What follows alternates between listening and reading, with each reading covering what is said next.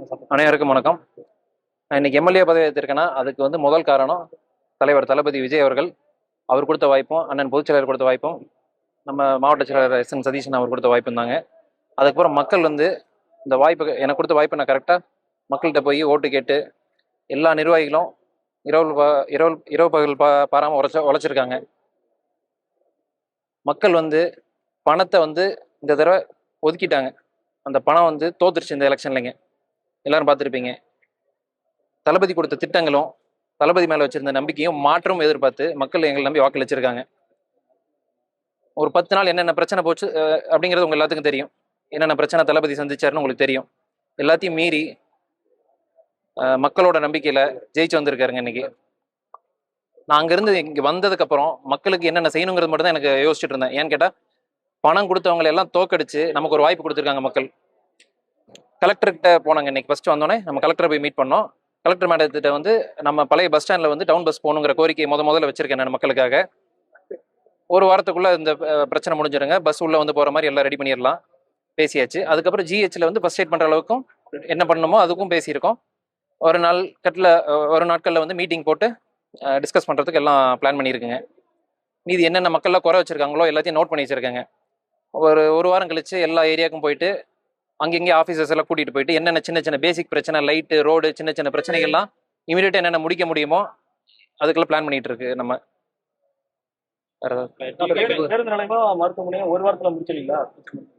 Bus வந்து ஒரு வாரத்தில் பண்ணிடலாங்க. மருத்துவமனை கொண்டாடுறதுக்கு அதுக்கு சில ப்ரொசீஜர்லாம் இருக்கு.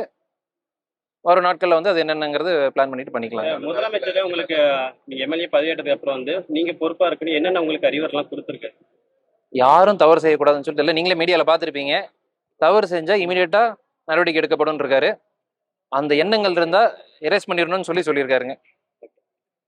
இந்த கடந்த கால ஆட்சியில சில சமூக விரோதங்கள்லாம் இருந்தது. காலையிலேயே கொலை செய்யப்படும் மதுப்பா இருக்குப்பா, எல்லாத்தையும் ஆக்ஷன் எடுத்துட்டு இருக்காருங்க. இப்பயே வந்து மது பழக்கம் சரி இதுங்க இந்த கஞ்சா இதெல்லாம் வந்து ஆக்ஷன் எடுத்திருப்பாங்க. நீங்க இப்பெல்லாம் பார்த்துருக்கீங்க. ரொம்ப ஸ்ட்ரிக்டா இருக்காரு.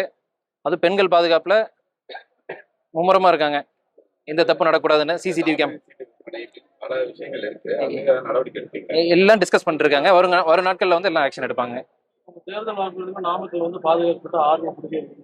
ஆமாங்க, அதுக்கு உண்டான பிளான்லாம் பேசிட்டு இருக்கேன். எவ்வளவு நாள்ல அது வந்து போக ஒரு அப்படி ஒரு ஏரியா நான் நன்றி தெரிவிக்க போவோம் இல்லைங்க. அப்ப எல்லாம் பார்த்துட்டு இடம் இதெல்லாம் பார்த்துட்டு கொஞ்சம் கொஞ்சமா அப்படி கொண்டு வந்துடலாம். 6 மாசத்துல என்னென்ன முடியுமோ முடிஞ்ச அளவுக்கு எல்லா பிரச்சனையும் முடிக்கணுங்கிறத நான் நினைக்கிறேன். இந்த பெரிய கோரிக்கை கோழி பண்ணாய் மண்டலம் அமைக்கணும், தனி மண்டலம் அமைக்கணும் ஏற்றுமதிக்கு அப்படின்னு வாக்குறுதியில சொல்லியிருந்தீங்க. அந்த மாதிரி எப்ப முடிப்பீங்க? 2 நாள் எல்லாத்தையும் மீட்டிங் பிளான் பண்ணியிருக்கேங்க. இப்போ நம்ம ரொம்ப நாளுக்கு அப்புறம் வந்திருக்கோம். மக்கள் தொண்டர்கள் எல்லாத்தையும் சந்திச்சுட்டு இருக்கோம். அதுக்கப்புறம் ஒரு மீட்டிங்கா போட்டு எல்லாத்தையும் வச்சு டிஸ்கஸ் பண்ணி என்னென்ன அடுத்த கட்டம் பண்ணணுமோ பண்ணிடலாங்க. இந்த வலைப்பட்டியில் வந்து சிப்காட் வந்து வரக்கூடாதுன்னு சொல்லி இந்த விவசாயிகள் பூரா எல்லா அமைப்பும் தமிழக வெற்றி கழகம் தான் அந்த போராட்டத்துல பங்கேற்றிருக்கீங்க. ஆமாங்க. இப்ப இந்த சிப்காட்டை வந்து எதிர்ப்பு வரக்கூடாதுன்னு நடவடிக்கை எடுப்பீங்க? கண்டிப்பாங்க, அந்த வாக்குறுதி கொடுத்துருக்கோம். சிப்காட் ரத்து பண்ணுவீங்களா? கண்டிப்பா இடம் மாத்தி நான் சொன்னேன் இல்லைங்க, விவசாய நலம் பாதிக்கப்படாத இடத்துக்கு மாத்துவோம்.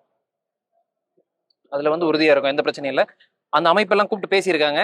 ஒரு நாட்கள் அவங்க கூட மீட்டிங் போட்டு என்னென்ன டிஸ்கஸ் பண்ணணும்னு சொல்லிட்டு அதுக்கப்புறம் தமிழக முதலமைச்சர்கிட்ட அவங்கள கொண்டு போய் அவங்களோட கோரிக்கையை சொல்லி எல்லாம் அதுக்குண்டான நடவடிக்கை எடுக்கப்படும்.